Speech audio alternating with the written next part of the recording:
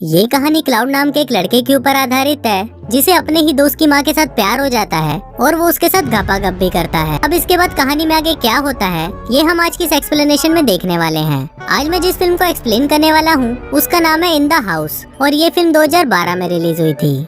Movie की शुरुआत में हम जर्मन नाम के एक आदमी को देखते हैं जो एक स्कूल में फ्रेंच टीचर होता है। इसके बाद जब जर्मन घर पर स्टूडेंट के असाइनमेंट चेक कर रहा होता है तभी वहाँ पर उसकी वाइफ जेना आती है। फिर जेना भी कुछ स्टूडेंट्स के असाइनमेंट चेक करती है और जर्मन से पूछती है कि तुमने स्टूडेंट को इतने गंदे मार्क्स क्यों दिए। इस पर जर्मन उसे बोलता है कि बच्चों ने कुछ खास तो लिखा ही नहीं है तो मैं इन्हें अच्छे मार्क्स किस चीज के दूं। तभी जर्मन क्लाउड नाम के एक स्टूडेंट का असाइनमेंट पढ़ता है जिसमें लिखा हुआ था कि क्लाउड राफा नाम के एक स्टूडेंट के घर पर काफी दिनों से जाना चाहता था और फिर एक दिन वो राफा को मैथ पढ़ाने के बहाने उसके घर पर जाता है। वहाँ पर उसकी नजर राफा की माँ एस्थर पर पड़ती है जो दिखने में बहुत ही खूबसूरत थी। इसके बाद क्लाउड राफा को एक मैथ प्रॉब्लम सॉल्व करने के लिए देकर नीचे आ जाता है। वहाँ वो राफा की मॉम को देखता है जो एक मैगजीन पढ़ रही होती है। अब कुछ देर तक एस्थर को देखने के बाद क्लाउड वापस राफा के पास जाता है और उसे बोलता है कि तुम्हारी मैथ बहुत ही ज्यादा खराब है इसलिए मुझे रोज आकर तुम्हें ट्यूशन पढ़ाना होगा। अब ये सब पढ़ने के बाद जर्मन अपनी वाइफ को बोलता है कि इस लड़की की राइटिंग स्किल्स बहुत ज्यादा अच्छी है और ये आगे जाकर एक बड़ा राइटर बन सकता है। फिर अगले दिन क्लास के बाद जर्मन क्लाउड से उसके असाइनमेंट के बारे में पूछता है और उसे बोलता है कि अगर राफा को पता चल गया कि तुम उसकी मॉम के बारे में क्या सोचते हो तो तुम बहुत बड़ी मुसीबत में पड़ जाओगे। पर इस पर क्लाउड उसे बोलता है कि ये तो मैंने बस आपको पढ़ाने के लिए लिखा है और फिर वो जर्मन को पिछले असाइनमेंट के आगे का पार्ट देता है। इसके बाद जर्मन अपनी वाइफ के पास जाकर उसे इस बारे में बताता है और वो दोनों आगे की स्टोरी पढ़ने लगते हैं। उसमें लिखा था कि इस बार जब क्लाउड राफा के घर पर गया तो उसकी मॉम बहुत ज्यादा खुश थी क्योंकि क्लाउड की वजह से राफा मैथ्स में काफी अच्छा हो रहा था। फिर जब राफा की मॉम वहाँ से जा रही होती है तो क्लाउड उसे गंदी नजरों से देखने लगता है। अब ये सब पढ़कर जेना को काफी अजीब लग रहा था कि एक बच्चा इतना गंदा कैसे सोच सकता है, पर जर्मन को इससे कोई फर्क नहीं पड़ता क्योंकि वो क्लाउड की राइटिंग स्किल से बहुत ज्यादा इम्प्रेस था। फिर अगले दिन जर्मन स्कूल में क्लाउड की फैमिली की इन्फॉर्मेशन निकालता है और उसे पता चलता है कि क्लाउड की फैमिली 2 साल पहले यहाँ पर शिफ्ट हुई है और वो लोग कई बार अपना घर बदल चुके हैं। अब इससे जर्मन को लगता है कि क्लाउड बहुत परेशान रहता है और उसे एक प्रॉपर गाइडेंस की जरूरत है। इसलिए अब जर्मन ये डिसाइड करता है कि वो क्लाउड को एक अच्छा राइटर बनाने में उसकी हेल्प करेगा। फिर क्लाउड भी जर्मन को उसके आगे का असाइनमेंट देता है जिसमें लिखा हुआ था कि जब क्लाउड वापस से राफा के घर पर गया तब राफा और उसके डैड मैच देख रहे थे। तभी राफा की मॉम वहाँ पर आती है और वो क्लाउड के पास आकर बैठ जाती है। थोड़ी देर बाद राफा के डैड को एक अर्जेंट कॉल आता है और वो उठकर वहाँ से चले जाते हैं। अब ये देखकर क्लाउड सोचता है कि अगर ऐसे ही राफा के मॉम और डैड के बीच में दूरियां बढ़ती गई तो वो राफा की मॉम को आसानी से पटा लेगा। अब ये असाइनमेंट जब जर्मन अपनी वाइफ को पढ़ाता है तो अब उसकी वाइफ को भी ये लगने लगता है कि क्लाउड की राइटिंग स्किल्स बहुत ज्यादा अच्छी है। फिर अगले दिन स्कूल में क्लाउड जर्मन को एक और असाइनमेंट देता है जिसे घर आकर जर्मन अपनी वाइफ के साथ पढ़ने लगता है। उसमें क्लाउड ने लिखा था कि मैंने इस बार राफा को मैथ की एक बहुत ही मुश्किल प्रॉब्लम सॉल्व करने के लिए दिया और फिर मैं नीचे राफा की मॉम को देखने चला गया। नीचे राफा की मॉम और डैड आपस में बहस कर रहे थे जिसे देखकर क्लाउड को बहुत अच्छा लगता है।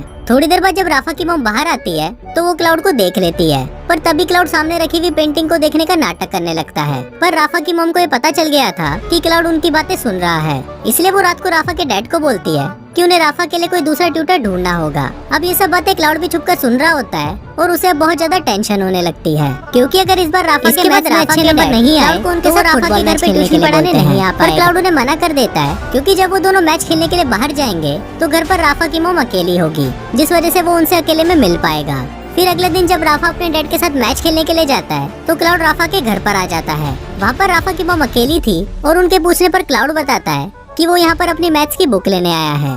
पर जब उसकी मॉम मैथ्स की बुक को ढूंढने लगती है तो उसे वहाँ पर कोई बुक नहीं मिलती।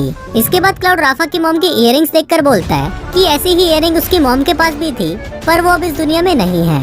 अब ये सुनकर राफा की मॉम इमोशनल हो जाती है और फिर वो दोनों कोल्ड ड्रिंक पीकर बातें करने लगते हैं। अब ये स्टोरी सुनकर जर्मन की वाइफ उसे बोलती है कि अगर राफा के डैड को इस बारे में पता चल गया तो वो उसे जिंदा नहीं छोड़ेंगे। पर इस पर जर्मन उसे बोलता है कि ऐसा कुछ नहीं होगा।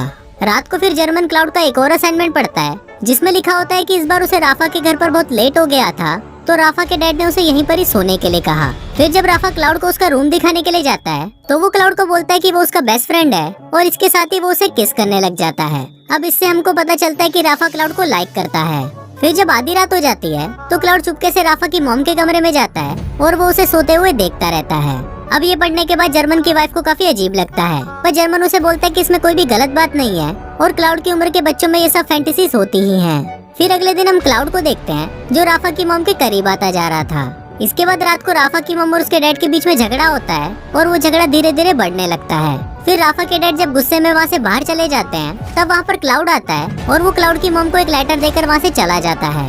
अगले दिन उस लेटर को पढ़कर राफा की मॉम क्लाउड को अपने पास बुलाती है और फिर जब वो लोग बातें कर रहे होते हैं तो क्लाउड जर्मन को इमेजिन करने लगता है। इसके बाद राफा की मॉम को वो लेटर पढ़कर बहुत अच्छा लगता है और वो वहीं पर ही क्लाउड को किस करना शुरू कर देती है। अब ये सब राफा खिड़की से छुपकर देख रहा होता है और उसे ये देखकर बहुत बुरा लगता है। जिसके बाद वो अपने रूम में आता है और आत्महत्या कर लेता है और असाइनमेंट के लास्ट में लिखा होता है कि कहानी अभी बाकी है। अब जब जर्मन ये सब पढ़ता है तो वो शॉक्ड हो जाता है और अब वो ये बात अपनी वाइफ को भी नहीं बता सकता था। फिर अगले दिन जब जर्मन स्कूल जाता है तो वो वहाँ पर राफा के बारे में पूछने लगता है। वहाँ उसे पता चलता है कि राफा आज स्कूल नहीं आया। अब ये जानकर जर्मन काफी परेशान हो जाता है और वो एक टीचर के पास जाकर उसे राफा के घर पर कॉल करने के लिए बोलता है। फिर जब टीचर राफा के घर पर कॉल करती है तो उसे पता चलता है कि राफा बीमार है, इसीलिए वो आज स्कूल नहीं आया है। अब ये सुनकर जर्मन को थोड़ा अच्छा फील होता है और फिर वो क्लाउड से पूछता है कि आज तुमने असाइनमेंट में झूठ क्यों लिखा। इस पर क्लाउड उसे बताता है कि ऐसा उसने इसलिए किया क्योंकि वो कहानी को थोड़ा और इंटरेस्टिंग बनाना चाहता था। अब जर्मन को भी ये लगने लगा था कि अगर राफा को ये सब पता चल गया तो वो सच में आत्महत्या कर लेगा, इसलिए वो क्लाउड को ये सब लिखना बंद करने को बोलता है। पर क्लाउड उसे मना कर देता है और बोलता है कि अब मैं लिखना बंद नहीं कर सकता। अभी सुनकर जर्मन उसे बोलता है कि ठीक है, पर अब से मैं तुम्हारी कोई स्टोरी नहीं पढ़ूंगा। अभी सुनने के बाद क्लाउड अपनी अगली स्टोरी को वही डस्टबिन में फेंक कर चला जाता है।